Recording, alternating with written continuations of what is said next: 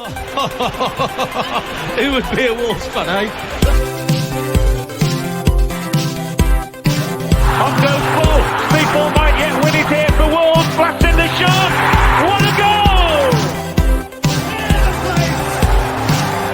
For you in all its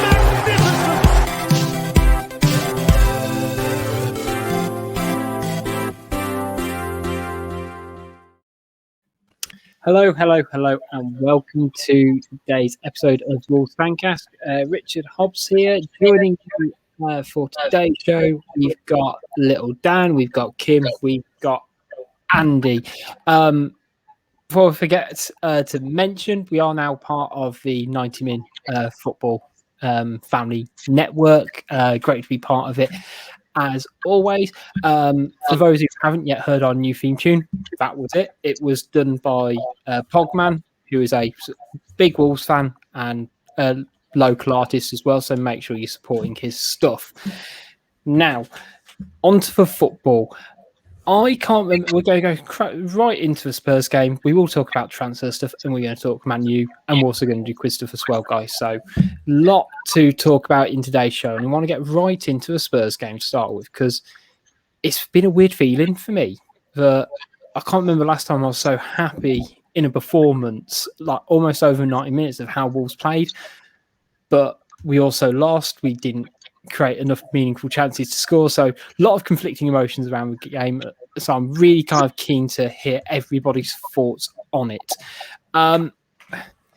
Wolves started the game great. I don't think there's much point talking about the lineup because it was pretty much what everyone expected. But there was a key incident very early on in the game with the Dele Alli penalty. We've had a lot of debate online about what everyone thought of it. I'm going to go to Andy first about what you thought about the penalty for Dele Alli. At the time, did you think it was a penalty? And on review, did you change your mind at all? It's a tough one. At the time, I thought he did clip him. It looked like they were quite close together. It was difficult to tell. And obviously, I'm sat in the South Bank, so I'm behind the keeper. So you don't get quite a very good view at it.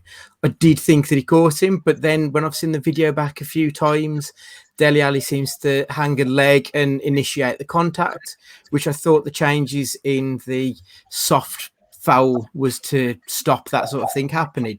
So I'm properly divided on this. I can see an argument both ways, to be perfectly honest, which isn't helpful at all, I realise.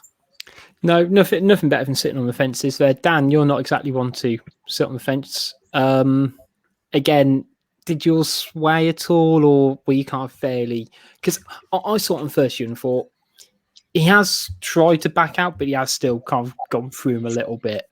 What did you sort of think? Yeah, Andy, where Andy sits, he can see the top of my bald head. So we've got the same sort of view in the South Bank. I think everyone's reaction from our side seemed to suggest that it was a penalty. But when you look back at the replays, and I just think Dele Alli's conned the referee like Robert Pires used to do, just left his leg in knowing he'd get contact. I only ever got booked 3 times in Sunday League, and one was for doing that exact same thing. I got booked for diving, booked for dissent, and booked for encroachment of the pitch after being substituted. He's conned the ref, but that's Premier League football. If you give the referee like Stuart Atwell a pear erection, he'll grab hold of it. That's a fucking image and a half, that is. Loves the power. He does. Yeah, he was throbbing to put the whistle in his mouth.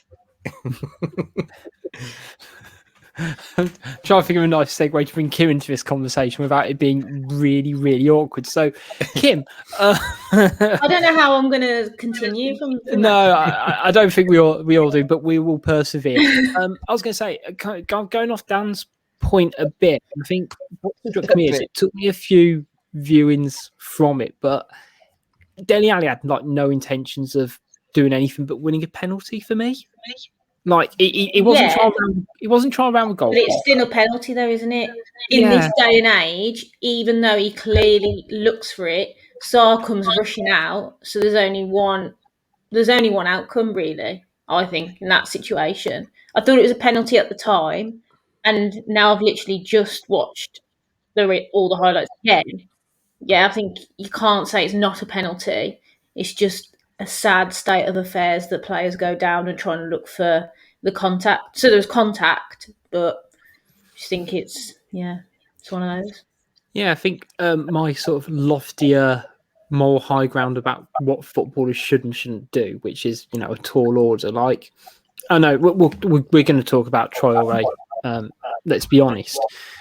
But when he went through 1-on-1, all he wanted to do was shoot. And now Traore's got the ability to dribble past every player in the league if he wanted to. But his thought isn't, I'm going to try and win a penalty here and essentially try and get a goalkeeper sent off, because that's going to happen surely if he's going to get booked at the very least. And whether that's Dele Alli having being able to process the information in the situation quicker than someone like Traore, or what, I don't know. It just stinks a bit for me. That's his attitude. So because he's a good footballer, and he's got the ability to just try to scores or round the goalkeeper rather than make sure he gets player between ball and keeper and get a foul. But I know it was only about 4 minutes afterwards. Semedo goes down in the box, and I said at the time, and in the slight heat of the moment, if it was Stuart Atwell, wasn't it? Yeah. The power erector himself. That if he doesn't give one 5 minutes before, he probably gives that one, because I can't quite see why it's not a penalty if we're talking about players going down easily. He wants to sort of jump in first and sort of say, I was overreacting. There wasn't enough of a touch, was there? For that, No. I don't think you can't. He still can't goes across his leg, but he goes down, doesn't he, so easily? I think Semedo's poor touch doesn't get that penalty for him. I think he's just knocked it way too ahead of him, and it's like I've said on Twitter. Look back to the Euros. England was so fortunate to get a penalty for the Raheem Sterling challenge against Denmark, in my opinion. But if that was a penalty, then surely ours was yesterday. Yeah, and like you've just said about Semedo's poor touch is what's cost him the penalty. If you look at Dele Alli's touch, he's knocked it 10 yards to the side to nobody in his team. So we were going to get the ball back, and really the contact is similar. Like there's not a lot of contact in either of them. They've sort of manufactured the contact slightly themselves. So for me, if you give him one, you've got to give the other. I just think they're very comparable fouls. And I do think it is a foul at the end of the day. He's cut across the player and took him down. There's no way that, I can't remember who it was for Spurs, but there's no way they're getting onto that. Right. There's no way he's getting onto the ball there, whereas Semedo's got a chance of actually getting there. So for me, I thought it was a penalty. So the other point was that probably gets given 9 times out of 10 outside the area as well. Totally. Yeah. I think if it's almost like Semedo's knocked the ball, if he's in his own box and he's knocking it almost, I guess, towards the right-hand touch line, because that's where he would naturally go, and a player came across him like that and he went down lightly, it would probably get given as a foul in the defensive third of the pitch. And yeah, it's like contact. I can't make any bones about it. There wasn't a huge amount in it. It was a bit across his body, with Skip kind of trying to protect the ball. But if this wasn't Wolves, you lot wouldn't be saying that was a penalty. If it was another team, I also made the comment on Twitter. There's only one person who gave me like a decent reply. Was I don't think there's a Wolves player in our squad that tried to manufacture the penalty like Dele Alli did yesterday. Yeah. Someone said Odens, but that's just clutching for me. I think that kind of touches on to my point I made about Traore when he goes through 1-on-1, that Dele Alli's assessed that situation. It's come through onto his weaker foot. He's already kind of not. He's half back to not scoring from that opportunity once he's passed off. It's too top down. We've got Dyson Cody on the line.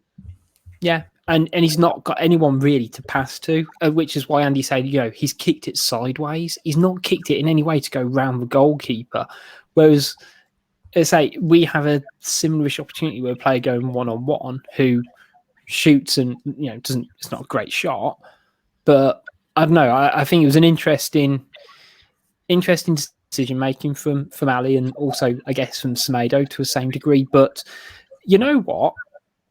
Last season, I think if that happens to Wolves, call it in March time, I think we crumble a bit.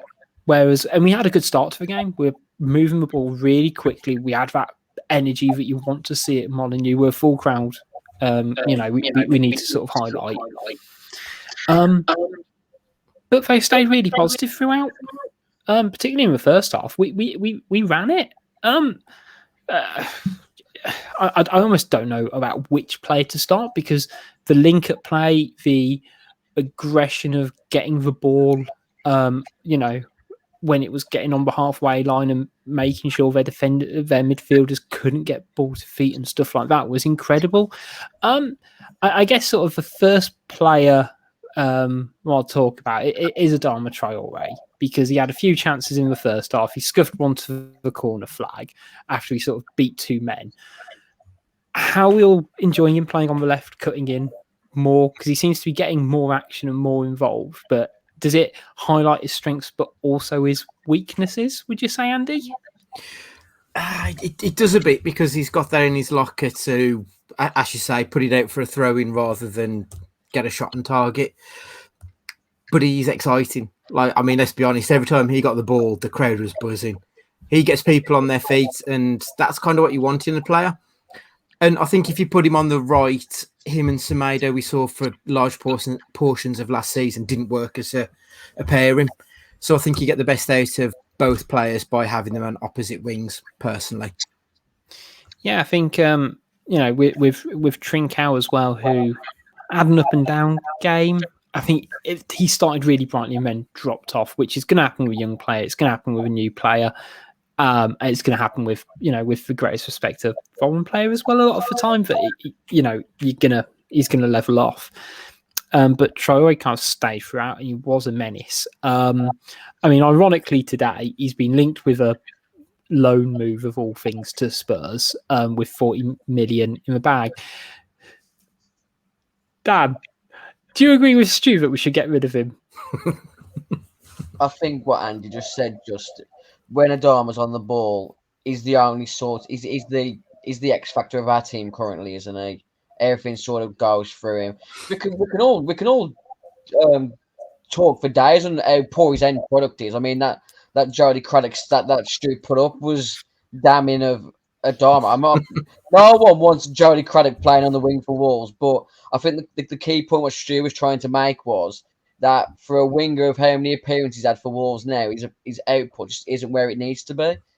I like him on the left wing. I think he's got more of a dynamic to him now. I think when he's on the right wing, he's just knock it past the defender on the right and try and telegraph across him. Whereas now, I think he's got the variety of going on the outside where he thinks he's comfortable using his left. And obviously, if he goes on the inside, then he's got a chance to get a shot away, which I think is a massive benefit for Wolves. But unless it all depends on whether Harry Kane goes to Man City. But if Man City are going to pay £160 million, which apparently Daniel Levy wants, then as far as I'm concerned, we want at least 70 for Adama. If they've got that sort of money in the bank, I don't think he's worth that sort of money. But if they're going to be paying that sort of money for selling Harry Kane for that value, then we should be fleecing them. Cashing in. Yeah. Yeah, it's going to be a huge level of brinkmanship, isn't it? Because essentially there's about 4 clubs waiting for that money to trickle in theory, including Wolves. If it goes Kane to City, Adama to Spurs, or whoever to Spurs, and you're going to see the trickle down economics of football in action. I mentioned Trincao on the other side of our particularly coiffed right winger Kim. What did you think of him? Are you sort of pleased or encouraged with what we've seen so far of him? He seems to do it okay in patches, but then kind of, I say, goes very quiet, which isn't exactly what you want from your star winger. I'm going to just take this back to Adama, because I don't think that having Trincao on the pitch is actually helping Adama, because everything's obviously going through Adama. If we had Neto on the other wing, then they couldn't double, triple up on Adama, because they've got to watch Neto. They've got, if we had a front three of Raul, Neto and Traore, then we're not as one-dimensional at the moment. Trincao, I mean, he looks a bit lightweight for me. He's obviously got something about him. I don't want to just write him off right now, but I don't know. I think he's too lightweight. He needs to bulk up. And again, as ever, there's no end product, is there, at the moment?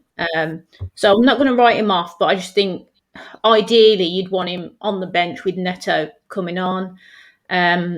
And what will be interesting to see is if Podence comes back and goes straight into the team, or will Podence have to wait his turn? And has Truncao got the shirt? Now, for me, I don't think he's done enough to really state his claim in the first team. He's just in there because at the moment we don't have anyone else that's fit to replace him. So it'll be interesting to see when Podence comes back, if he actually sort of, comes back straight into the team or not. Yeah, I think you make an interesting point that he's kind of playing a bit out of necessity. I think definitely on paper and what we've seen so far, Neto is a far more developed player than Trincao. And, you're completely right. If players are doubling up on Traore, he got some treatment, didn't he? Always against Spurs, whether it's under Mourinho or under Nuno. Don't get me wrong, it's the only way you can sort of stop him. But some of the fouls, particularly in the first half, it was a bit just silly, if you ask me. So, yeah, I think you raised a good point on Podence as well. I mean, he's back in training, but similar to someone like Marcel, he can't really put a run of games together. But I think it was definitely sort of promising first half. Jimenez had a couple of chances as well, and it does feel like it's not even that we're making the wrong decisions too much in the final third, would you say? But it's just that finishing that we're missing out on. Dan, I mean, Jimenez, it's pretty well established he's come back from a major injury. Thoughts on his sort of first two games so far? Because he had a couple of chances, and one in the first half where it just went over the bar, but he didn't seem like he struck the ball with that much conviction for me in the same way he did 18 months ago, or not even that, a year ago. What do you think he's? How happy are you with Jimenez at the moment? It's difficult to say, really, with Jimenez. I still think I don't think he's got any hesitation putting himself about. I mean, he threw himself into a few challenges yesterday. I just think he needs that competitive goal just to really give him that confidence that he's properly back. He said himself that he feels ready to go at it week in, week out, but I just think he's just missing that one full capacity crowd goal just to give him that bit of Space Jam zest that he's still the same player he was before the injury. See, it's funny. He had those chances yesterday, but I just think he just needs one to hit the net. I think the goal in pre-season against Stoke was just a tap-in for him. I think he just needs that one goal just to set him apart, to give him that bit of extra confidence. I was going to say, it's funny you mentioned Space Jam, because it brings on a interesting thought I had was I'm really loving Wolves' movement at the moment and how they're creating space for a player to have that final shot. Whether it's from set pieces, because they tried it a couple of different set piece moves from short corners or whatever to kind of open up space, and in open play as well, it's worked really nicely. A bit like in basketball. Problem is, I almost can't remember my thought for a second. Yeah, so problem is that we need Jimenez on the end of those chances, not Traore, because if you're getting Jimenez 8-10 yards out from goal, he's got a much better chance of scoring than Traore. It felt like a lot of the movements were designed to get him in play for me. Andy, without going down a Looney Tunes Space Jam analogy, do you think that's not massively helping? It's good that the movement and everything is trying to get as many players involved as possible. I do like that, but you are right. Like, our best two chances in the last two games have fallen to the forward, who's probably the least equipped to put them away, which is a big frustration. Just to go back a little bit to Dan's point about Jimenez, I do feel with Jimenez, he's just lacking that little bit of composure. He's snatching at the chances that he's getting currently. Whereas Jimenez of 12 to 18 months ago, he's quite confident to take an extra touch, take a player on and then put it in. Or, whereas you look at his chances that he's had and he's hitting them first time when he possibly needs to just take that breath and then put it in. I think is the thing with him. But you are right. You don't want it falling to Traore when when the cards are on the line. You want it to be someone who's got that composure to put it in the back of the net. Yeah, exactly. Kim, just rounding off Jimenez, you sort of have the same thought that it will come. He seems to be in the right headspace. That doesn't really seem to be the issue. It's just getting him off and running again. Yeah, I think I don't, considering the amount of chances that we've been creating though, how many of them are proper clear-cut chances for Raul? Like, the clear-cut chances, as we've said, they're falling to Adama, the player that we don't want them to fall to. But then again, Raul's never going to be in that position, is he? He's not going to, speed past about 5 players and put it in. So it's a bit of you can't really compare because they're completely different players. So I think once we get on this easier fixture run, which I believe is coming up, where we've got Watford, Brentford, Southampton, Newcastle, Villa, Leeds, Everton, Palace, West Ham, Norwich, you could go on. Great reading. Great to know those off the top of your head, Kim. Good, isn't it? What a memory. So, yeah, this really easy fixture run is going to be coming up.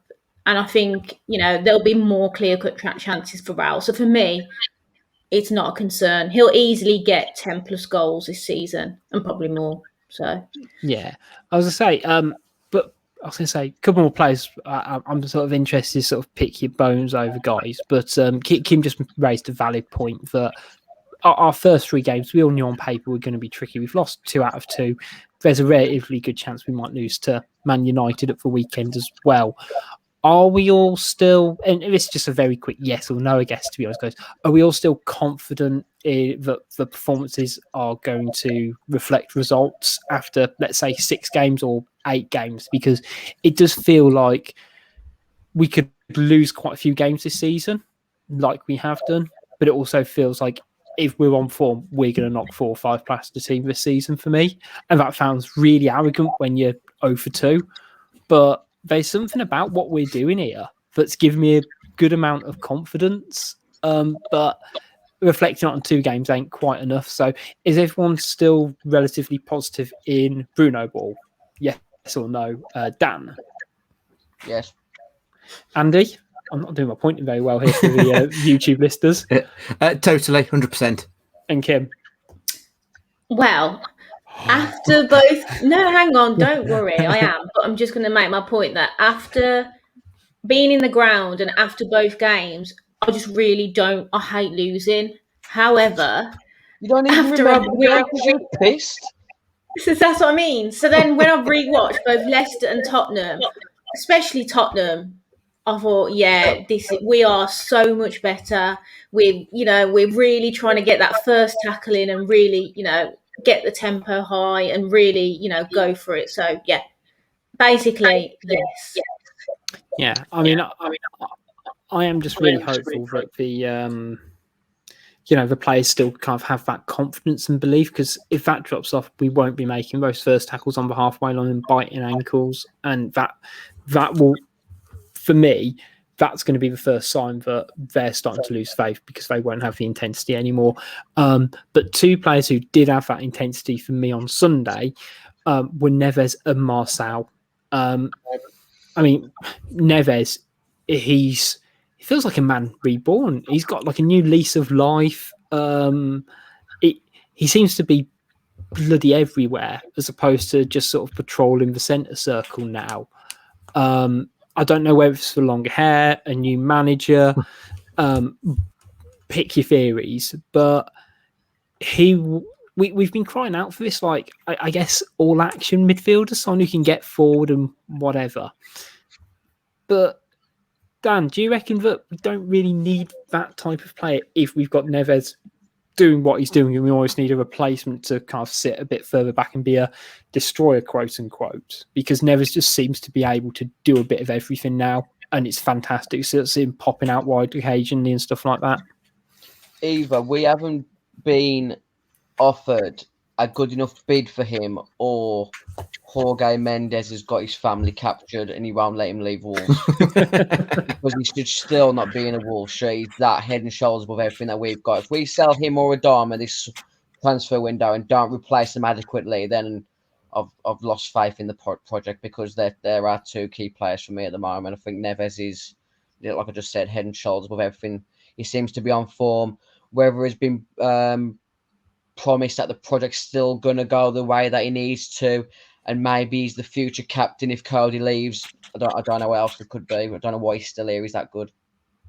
Yeah, I mean, again, we're judging off 2 games, but even in pre-season, he just seems to have just found that gear, which we all knew he had, and he hasn't quite shown it in the Premier League to the consistency that we want. But this feels like the Neves that we thought we were going to see in our first season after he had that, glorious championship season.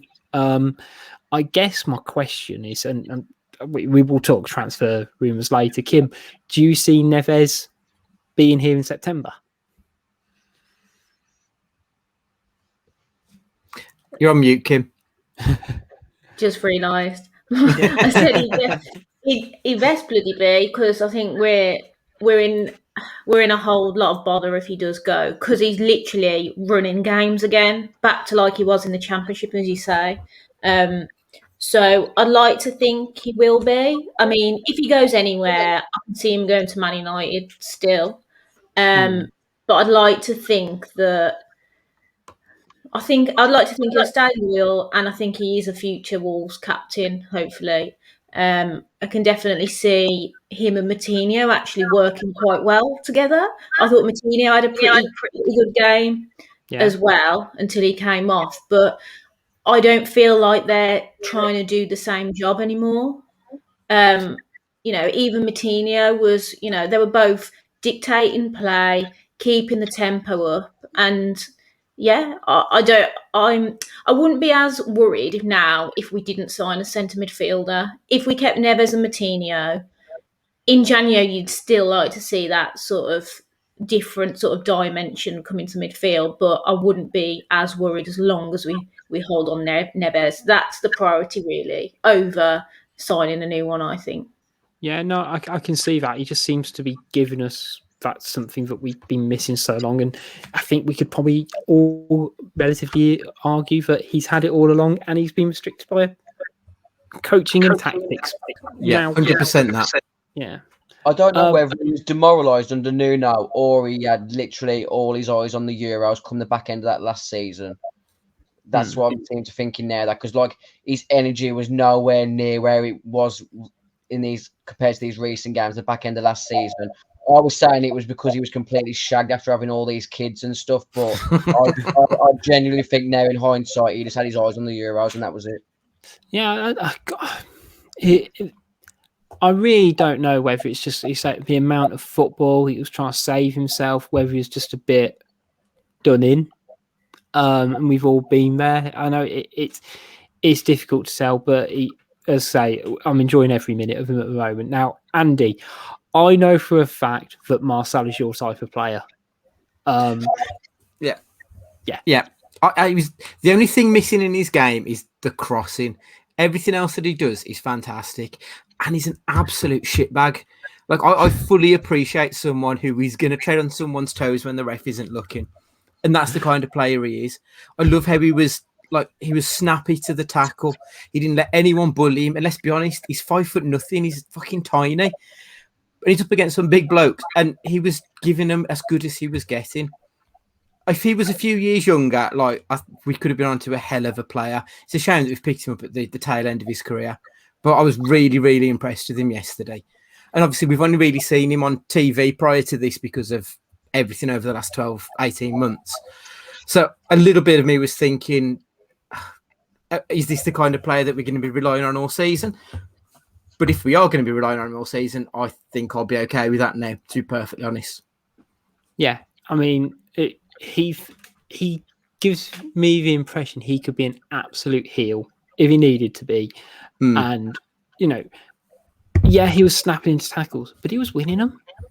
It wasn't like he was going through it. Like I get frustrated at Cody sometimes when he presses quite high up the pitch, under Nuno, should we say, and he give away a foul on the halfway line just because he kind of closed him down too much and go through the back of him. Marcel was doing that to like Son, but was winning the ball and then clearing him out afterwards.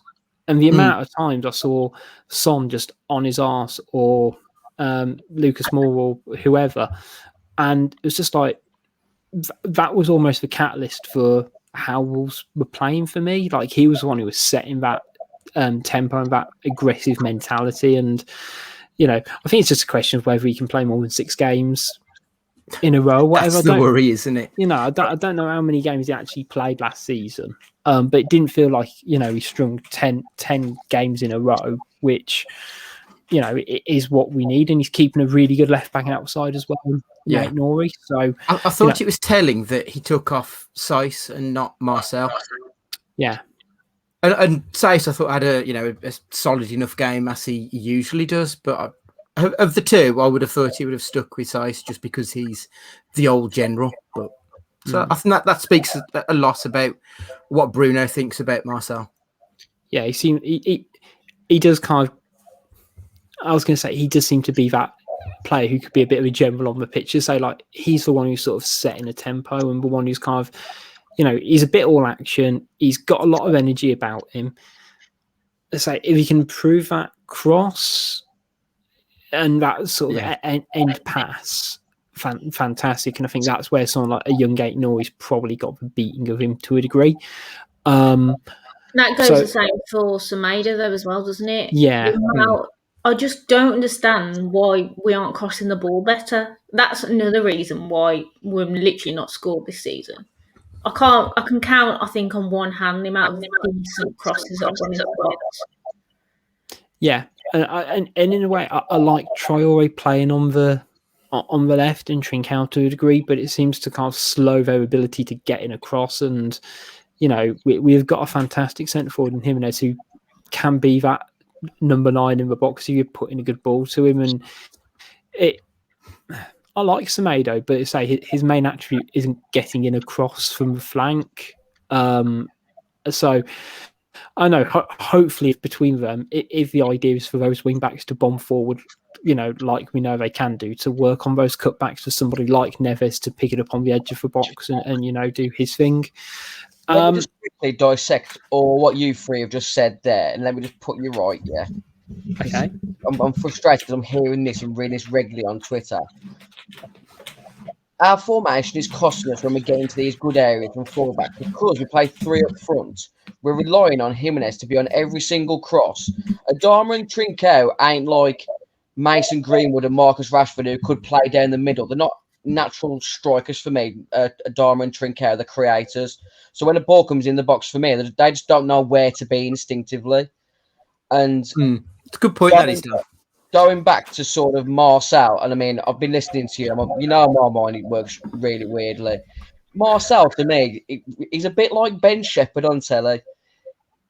He's just, what? I get it. Solid presenter, does all the basics right, but he'll never present X Factor or one of the big shows. He'll always be your middle of the road, nice TV shows, does all the basics, basically, but he's reliable. He's a nice, safe pair of hands, and that's why Saiss got took off instead of him, because he just does all the basics right for me, Marcel. And I think I've been saying it for a while. With a good pre-season behind him, it could be a contender for player of the season if he has a really good season. I think all he needed was a good pre-season from behind him. Everyone forgets that he joined us late under Nuno because he played for like Lyon in the later stage of the Champions League. Yeah, he did, yeah. Getting on a bit in age, so he started picking up a few little niggly injuries at the start of the season, and he couldn't get into the run of games. So I still think he could be a contender for player of the season this year because he's that solid all round. And I think away you go, folks. No, I think the Brazilian Ben Shephard is a fantastic shout and will almost certainly be the name of the show unless we see what happens in the next half an hour. But just to round up the Spurs game, just a quick one round the room. Who was everyone's man of the match? I'm going to start because, well, I'm a massive egotist, and I'm going to go for Neves. Kim, what about you? Same, Neves for me. Andy? Yeah, Neves, he ran the show, didn't he? Dan, are you going to go 4 for 4? Have you got someone else in mind? Adama's still my man of the match. I know he probably cost us the game again by missing that big chance, but just that one instance, I think it was Sarr just booted the ball up and he literally controlled it on his shoulder, bounced the defender off. And I'm literally looking at my dad who's saying, "Oh, I think we should sell him for 40 million." I'm like, why would you want to sell someone who can just literally do that all on his own? I know, like, he was probably playing out of his skin, trying to get a move. He might have been, but I just think we might be one-dimensional around with him in our 11, but it's a nice dimension to have instead of Grant Alton flipping Yannick Sagbo to watch. No, I completely agree. Well, we're going to take a short break, guys. After this, we're going to talk transfers, we're going to talk Man U, we're going to talk quizzes, we're going to talk Twitter Corner. We'll see you all after a short break.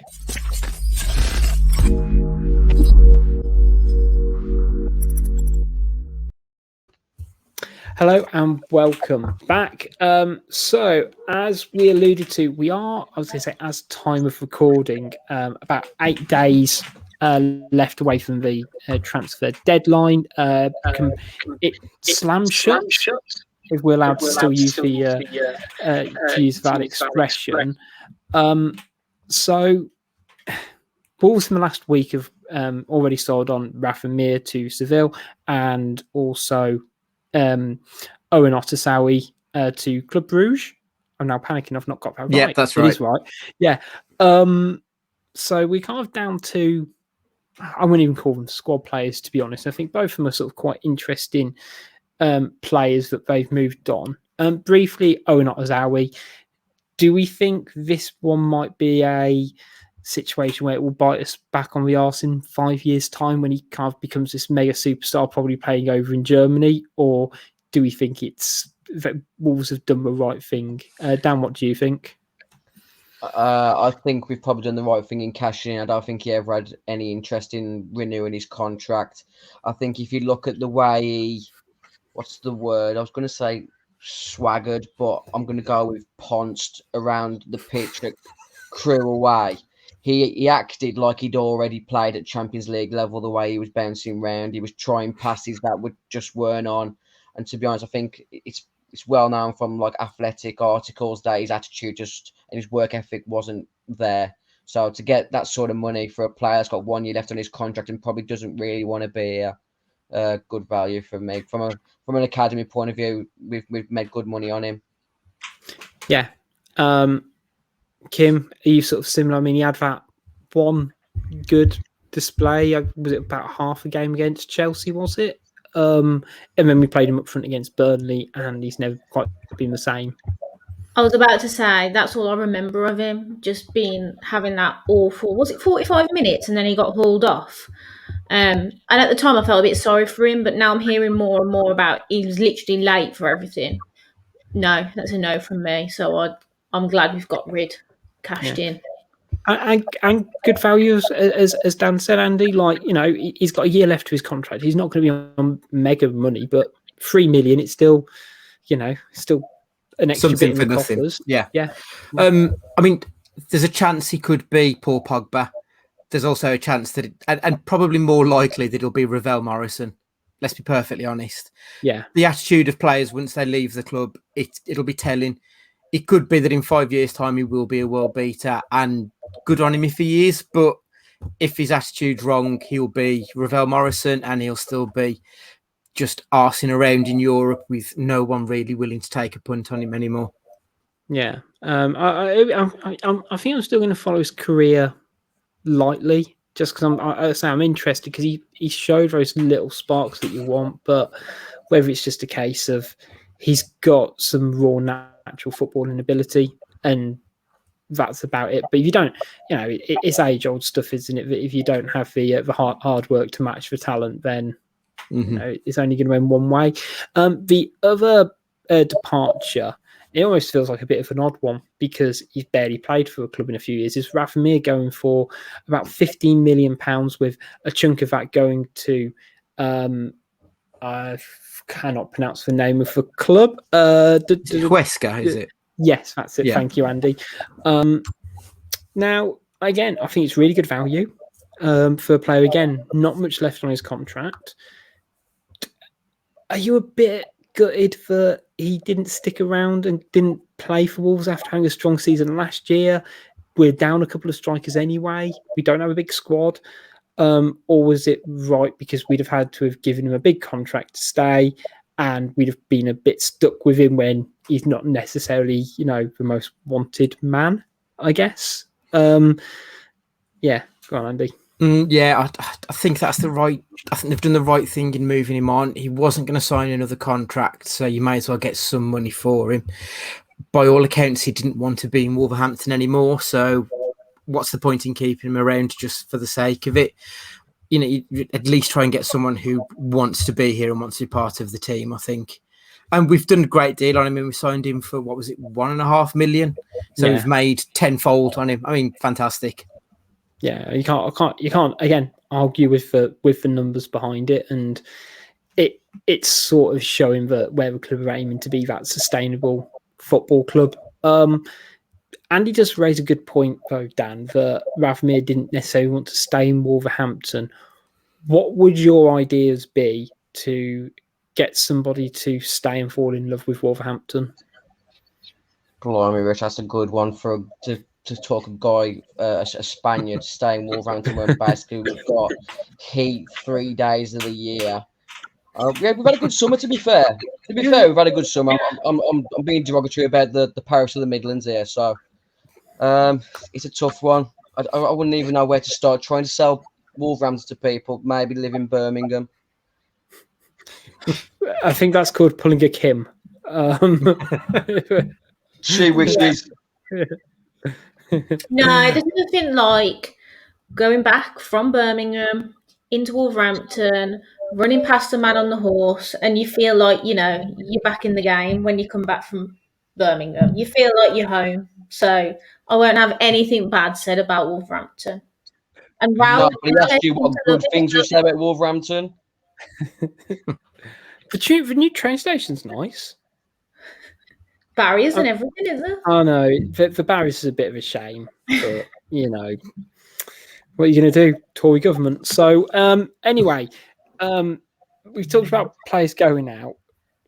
Players coming in is still a big question mark. We're getting loosely linked to 1 billion players, but it doesn't feel like anything really concrete, if we're going to be honest. And the ones we're being linked to, it doesn't feel like. I think the latest one I saw, which seems to have a little bit of traction, is Kiefer Moore from Cardiff, and signing a 29-year-old who's only ever played, championship level at best. Doesn't really feel like it's in line with our recruitment strategy. So it feels like we are just throwing mud at a wall and seeing what sticks at this point. My question to you guys is, with 8 days or 7 days, whenever you're listening to this, it could be 5 whenever you listen to it. I've realised I'm just adding in numbers at the moment, so I'm going to stop. Before the end of the transfer window, as of Monday night on the 23rd of August, I'm going really specific now. I'm struggling with numbers. I need to move track very quickly. How many players do you think we are realistically going to sign, Kim, in the next week? How many do I want, or how many do I think we'll sign? We'll do both. So how many would you like?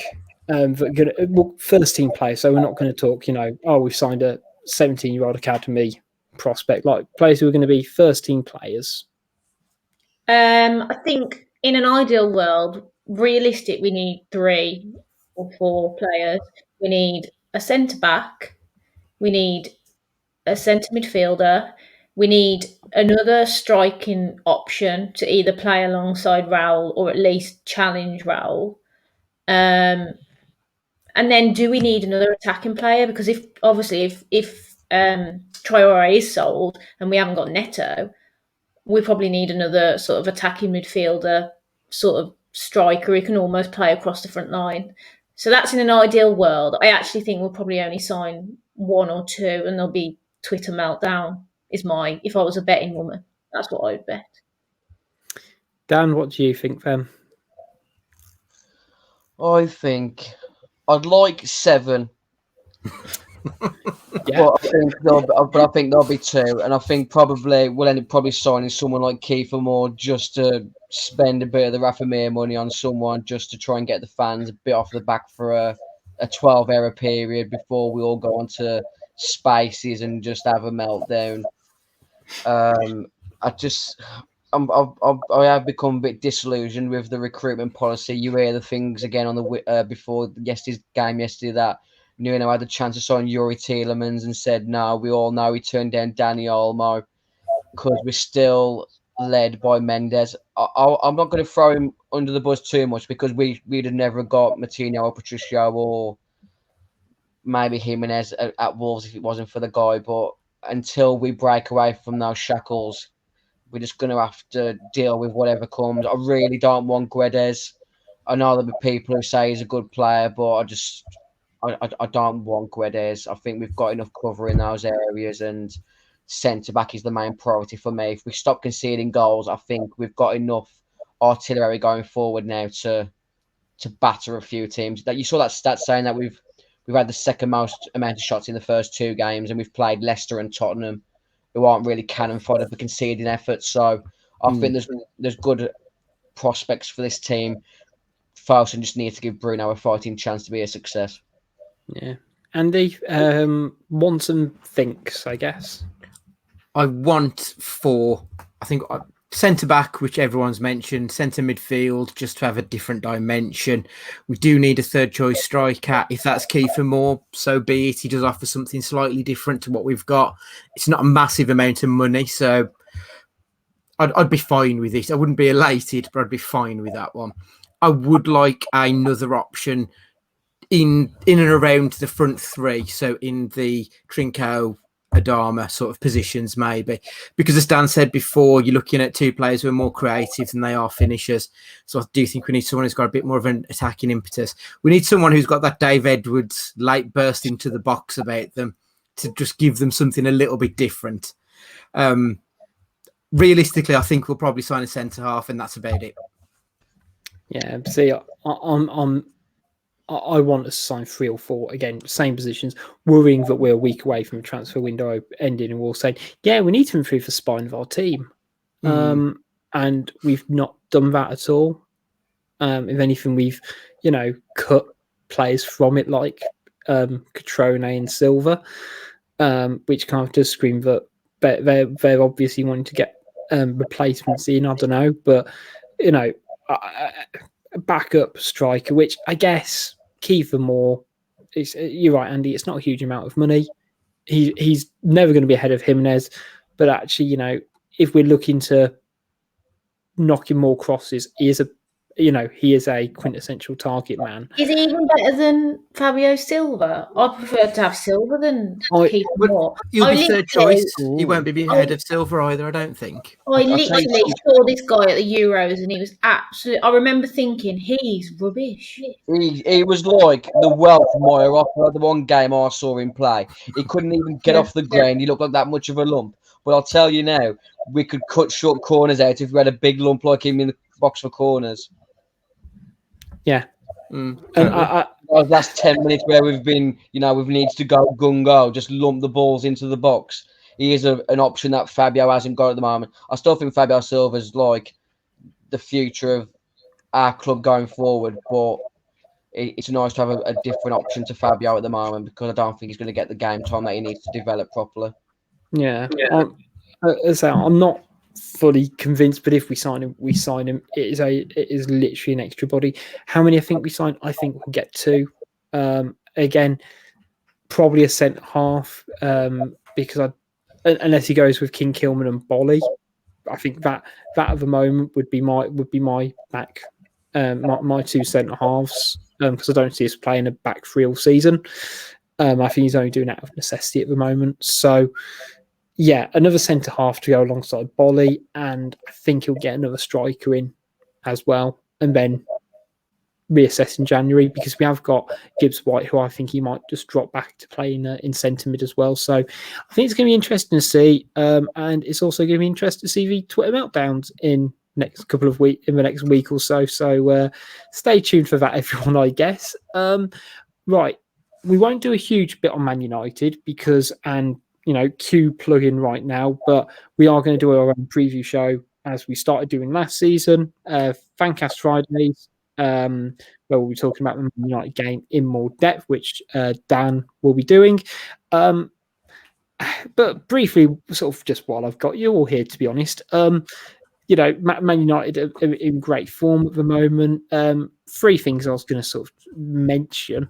One was about Neves being rumoured to go there. He seems to have been lightly rumoured to go there, but do we think there's any chance that Neves is going to be suiting up for Man United at the weekend, or do we think it's not really going to happen between now and the weekend? To be honest, I don't think Man United need him yet. I think maybe come the end of the season when Pogba more than likely moves on, that'll be when they look at Neves. I think at the moment, I don't think they'll be making a move. Famous last words, obviously.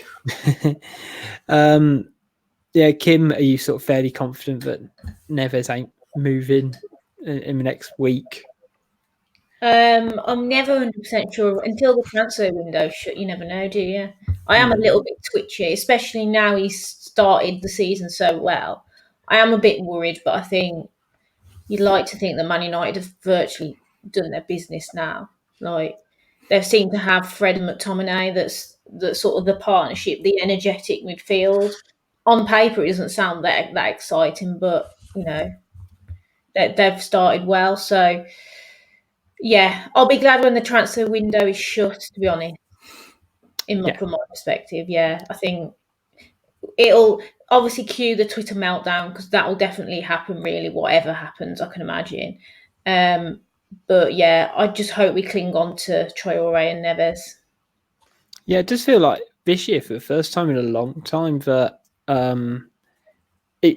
it's just as important about who we keep as much as who we might bring in. Like, I'd almost rather us not sign anyone but keep Traore and Neves than us lose both of them, but let's say sign 4 players who might replace them. And it'd be like a bit of a gamble, but we'll see. Starting lineups, Dan, is there anything you'd change from the Spurs game? Or would you sort of mix it up a little bit? I'd drop Kilman. I'm literally just kidding. You know me. You know I've got a when it comes to Kilman. I'm just gonna skip past that. It was his side that Tottenham carved us open from. Bergwijn done him on the touchline. But apart from that, that was probably his best game in a Wolves shirt. So for me, he's probably one of the first names on the team sheet after Saar. I don't think there's anyone really on our bench who you could sort of push in. I mean, you could drop Saïs and finish off the second half. Aït-Nouri is left wing back, but I think the 11 that started on yesterday have done enough to start again on Sunday. Yeah, Andy, same for you? Yeah, totally. Can't argue with anything Dan said. Like the slight tweaks that you can make, but to be perfectly honest, I think we need to try and be as defensively sound as possible first, because we all know the stats about how Man United have been unbeaten for fuck knows how long on the road. 29 games in a way, 29 away games in a row they've been unbeaten. It might even be more than that, yeah. 27. Yeah, and I heard someone on the radio when I heard that stat earlier say, well, yeah, you got to remember they played those behind closed doors. It's like, yeah, that accounts for 18 of them. 19 of them even. So, there's still a good chunk of games either side. That it is an intimidating record, but we'll see. Right, score predictions. So, Kim, what do you think the score's going to be against Man United? Do you know what's going to happen?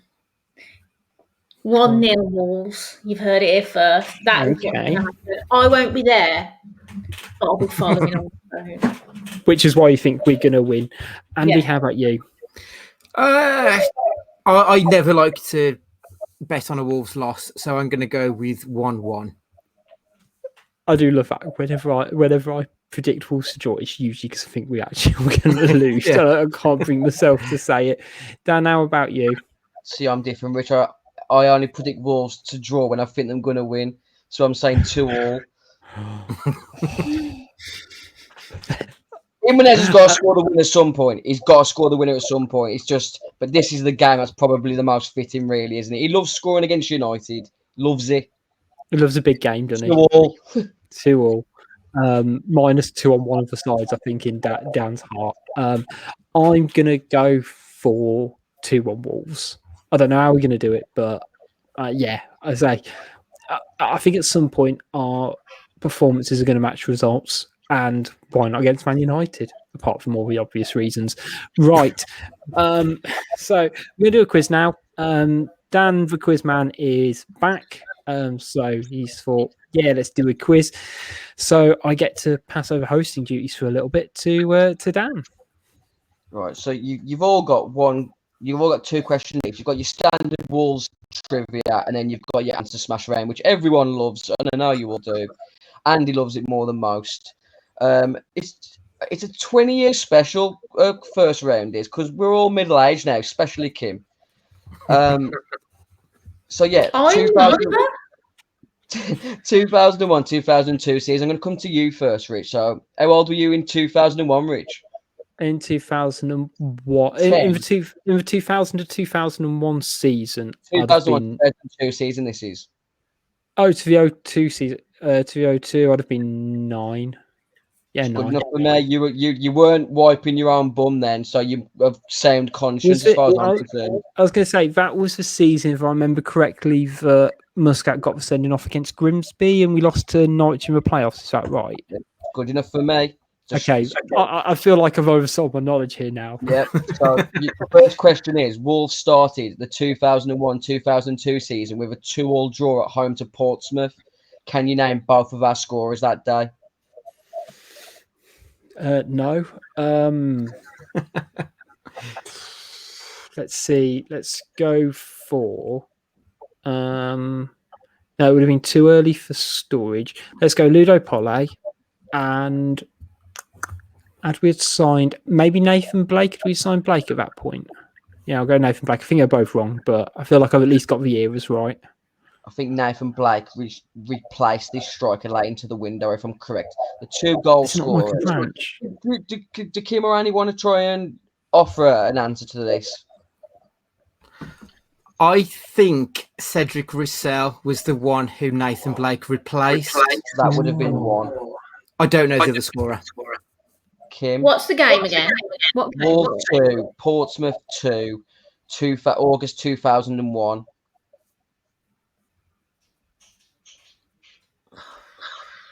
You're not going to give us a clue? No, you're on a verified Twitter Wolves Fancast podcast. You should know. Is it your favourite, the winger wonder that was Mark Kennedy? It wasn't. It was the other one, Sean Newton.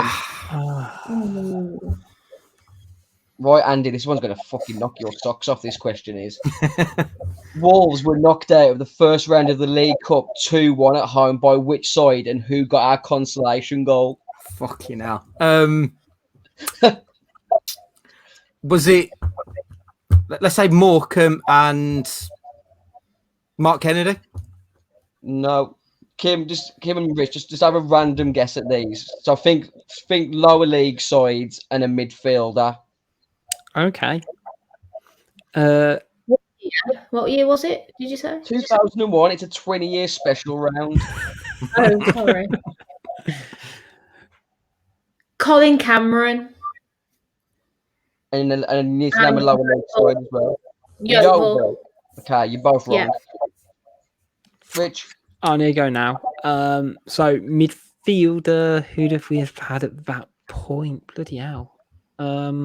Keith Andrews. No, we'll go Carl Robinson, and it was against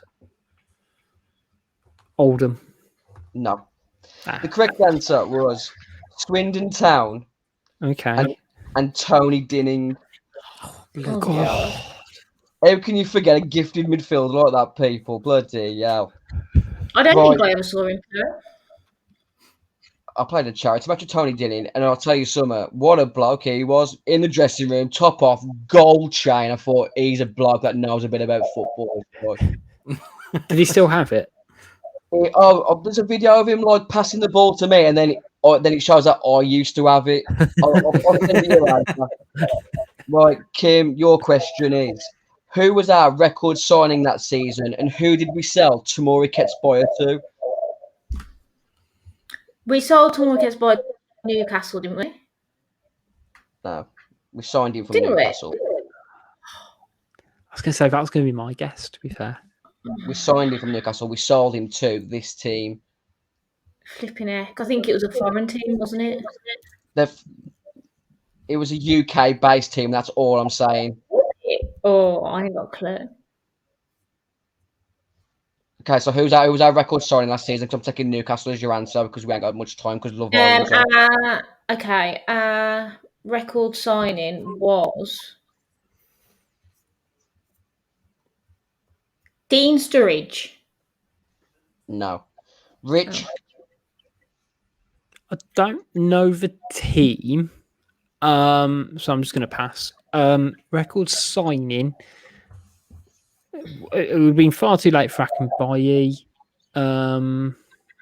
Kenny Miller? No. It was Kenny Miller. 3 million. Yeah, it was, wasn't it? Yeah. Because we signed Mark Kennedy in the summer for £2.5 million. Yeah, and then we signed Kenny for 3. Yeah. I know we sold Ketsboyer to someone in Scotland, but for the life of me, I can't remember who it was. Yeah, I didn't word the question right on my phone. I meant like this January, the summer transfer window. I think we signed Kenny Miller permanently in the January. I think. Yeah, we did. Yeah, or in the winter because he broke his collarbone at first. So it was a bit of a technicality. So you don't get any points for stealing anyway. So as far as you're concerned, you're on 0 at the moment. Heading into everyone's favourite round, which is the Answer Smash round. So to all the new listeners out there, Answer Smash is like pretty much Richard Osman's House of Cards, House of Games. Yeah, on BBC 2 every night at 6 p.m. Enjoy it. It's a nice family show. So the question would be, which former Wolves player would be a demolition vehicle? So the answer would be Steve Bulldozer. So you have to find the Wolves player and attach it to whatever the other answer is and mix them together. I hope you understand that. So the first one is, did I come to you first, Richard? Didn't I? You did, yeah. And yeah. Right, so promising fullback and superstar Scottish DJ. And it's like you've got, by the time I've gone all these fingers down to give me an answer. I know the Scottish DJ. I cannot. I know something. I don't want anyone to steal when I say it, but it's going to be something Calvin Harris. From Jan Carney Hoover, Calvin. No. The answer, we've already talked about him all night. It's Mark Calvin Harris.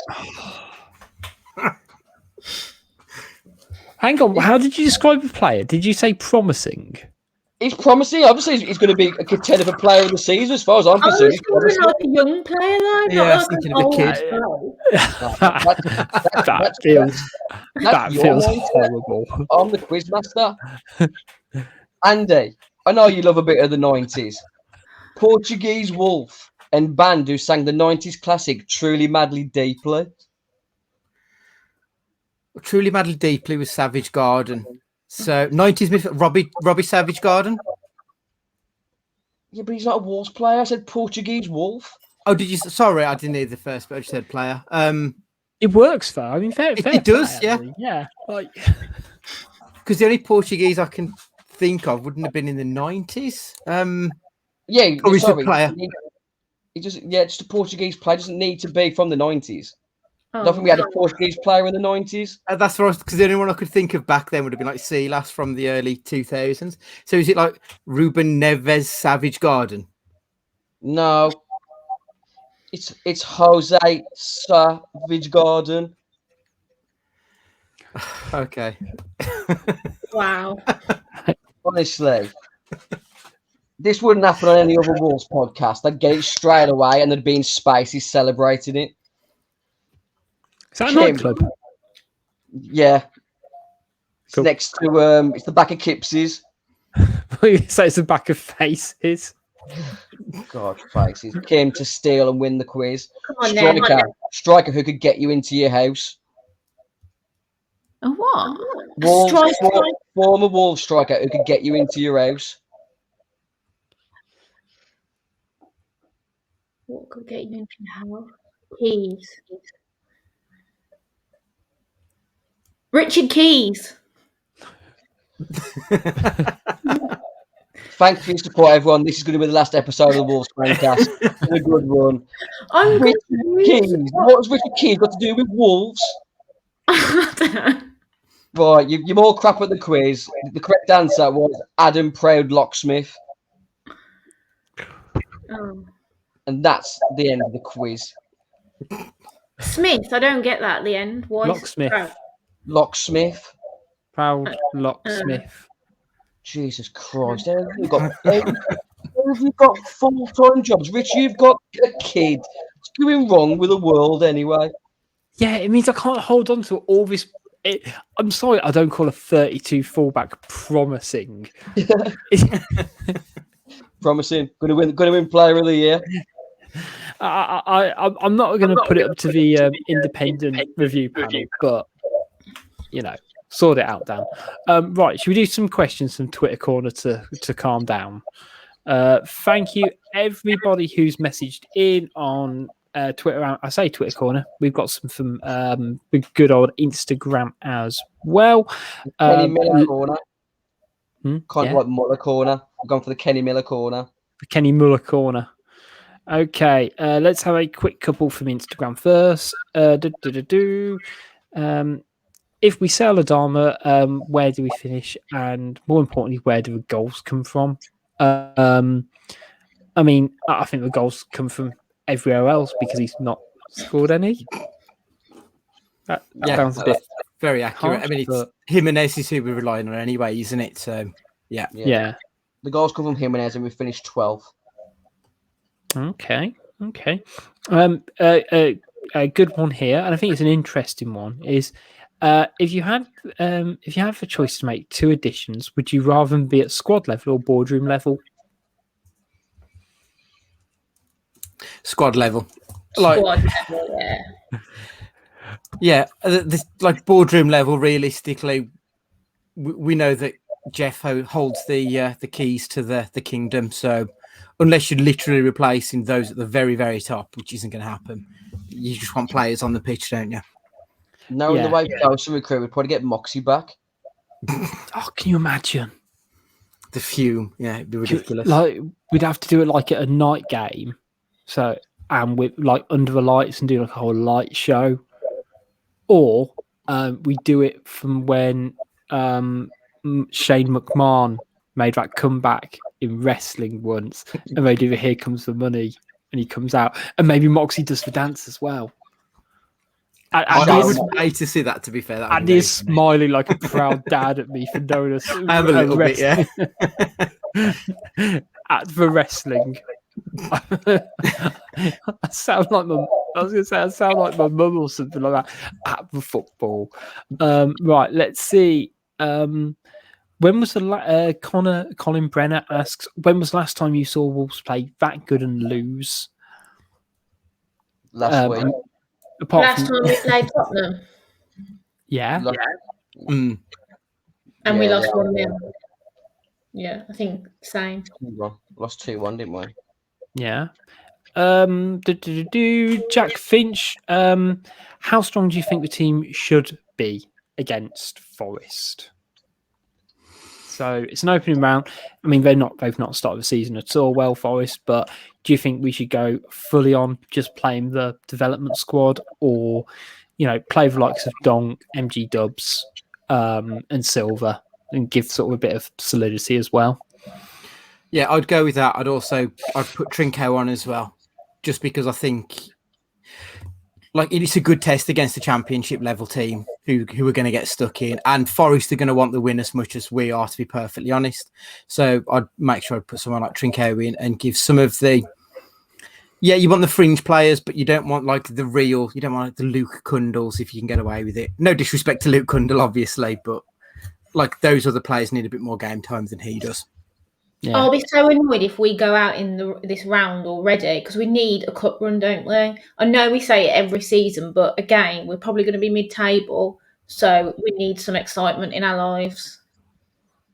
And as much as anything, those players need the game time that the Premier League's not going to afford them. So you are right that it's better that the longer we stay in the cup, it's just beneficial all round, isn't it? And we need to start getting some confidence back with the first team. So forget playing like academy players.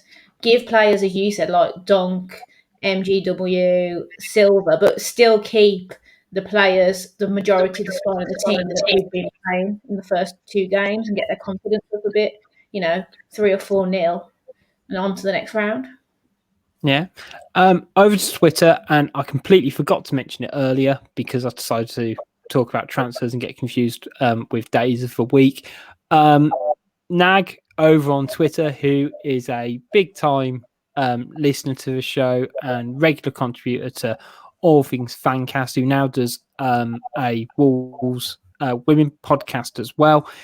He's asked a question about their upcoming game because it's Black Country Derby. We're playing the Albion, but they've moved the venue to the CKW Stadium, AFC Wolverinians ground. It's on Wednesday night. I think if you're a season ticket holder, you go free. It's not massive amounts if you fancy going to watch some football midweek if the weather's all right. So I just want to make sure I'd get that pitch in for him and do him a quick favour. But he does say, do you think we're going to beat the shite on Wednesday? Yes, purely because that seems to be where all the money from our club seems to be going at the moment. Every time you see their Twitter page, they're signing another player. They are like the women seem to be doing really well. Like they're quite positive. Yeah, they've invested well. I saw they signed another striker last week who's got like some really good goal scoring record until she's done a cruciate. So they're obviously spending money. And to be fair, they've got a bit of momentum. The women's team they were unlucky not to get promoted like 2 years ago. They're finally in the league where they need to be, and I think they've got a good squad now. Up the Babettes. Completely agree. Brad is over on Twitter, and he's made an interesting question and then given a bad example, in my opinion. So he said, are there any free transfers out there that you'd take on the chance that that they could be good because they've got, not a lot of resale value, but they're free? And he gives the example of Daniel Sturridge. I don't know which players are still available on free transfers. I'll level with you because I didn't bother researching them after seeing the question. But would you dip into any free transfers if there were any at this point? Or is it a bit of a football manager theoretical thing? Surely all of the good free transfers will have gone by now. Daniel Sturridge is on about 70 or 80k, wasn't he still? Yeah. And he's injury prone, so for me, absolutely not. I'd rather play. You're better off in me than Daniel Sturridge. I'd agree with that, to be honest. I think Daniel Sturridge is terrible. You just guarantee to get about 10 minutes worth of football out of him per year. It's a bit of a waste of time. As for the question, Kim's right. I'd imagine most of the better quality free transfers will have moved on because clubs will want to get them in before their season starts. So there isn't going to be many left. I've just done a really quick look on Google and David Alaba, is he still a free agent? No, he's at Real Madrid. Has he gone to Real? Is it okay? Yeah. There doesn't seem to be much out there. There's a few who've gone on to Barca who obviously they can't register. So maybe we could have Memphis Depay off them because they can't play him. So we can have him, I suppose. Yeah, we'll give him some minutes, I guess. I'll be happy with that. Dan, any final thoughts on it, or as he says, muted? I mean, we could just keep him like that, to be fair. No, I'm getting my saying. I've had a look at transfer market. All the players that are decent are old now. You're looking at Jerome Boateng, who's 32, Hatem Ben Arfa, 34, Frank Ribery, 38. Everyone's old. Weem old. There's no good players left. Jack Wilshere. David Luiz is never going to come here because he just get lynched before he even touched it down at Compton. There's no good free agents left. Shukridan Mustafi. There's just literally no one left. I think, like Kim said, she'd probably want to be one of the front runners for us to sign over these old ass dudes. I was going to say, yeah, actually, no first names. I was going to say maybe Jerome Boateng, but I didn't really rate him when he was young, let alone when he's now probably past his peak. But we'll end the show on that really, well, I was going to say not exactly positive notes. So big thank you, everyone who has watched, listened, and enjoyed today's show. Big thanks to, again, 90 Min Football. Make sure you check out all their stuff online as well. As we've mentioned, we've got the Man United game coming up. We've got the end of a transfer window fast approaching. We've also got the Forest game as well next week, so keep an eye on all of our social medias at Wolves Fancast. We'll be back on Friday for Fancast Fridays, where we'll be previewing the Man United game ahead of it of the weekend, and hopefully we get to see you all soon. So for this time, it's goodbye from Kim. Bye-bye. It's goodbye from Andy. See you later. It's goodbye from Dan. And it's goodbye from me. See you next time.